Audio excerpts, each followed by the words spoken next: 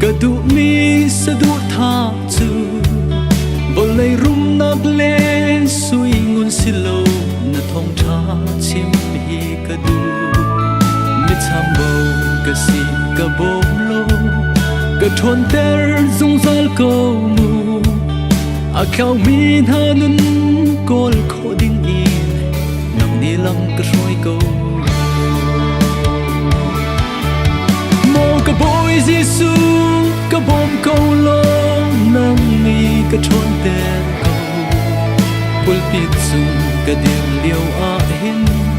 ka chung a chuak mi thil Peter Burka nam han bang in an cha van rua chan ter ko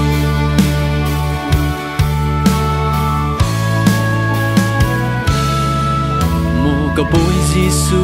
khom lo mi na anun na kam hu a hin kanun ni atuar kho shim lo e an cha kami khi alwa siman se na fa dot kai chu khom hu ter tu ka silo cha na mui du nong an hu kho nang na boy pa nang ma bom ka mo ka boy jisu ka bom câu lo nang ni ka thon ter ko pul pit chung ka dir liu a hin ka chung a chuak mi thil Peter Burka nam han bang in an cha van rua chan ter ko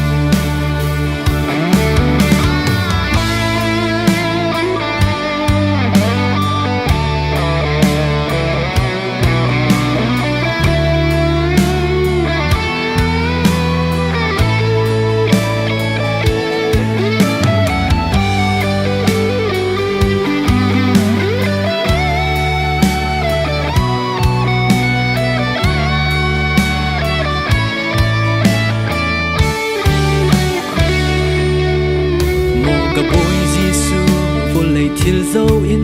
sual par kan in nong mi na ni na sun par nak an hu na nga na thong tha ka chin ko na sip man se an thei thiam shim lo an nun kal tak an du lo an nun na nga thiang lim kho na nga boy pa nong ma kan her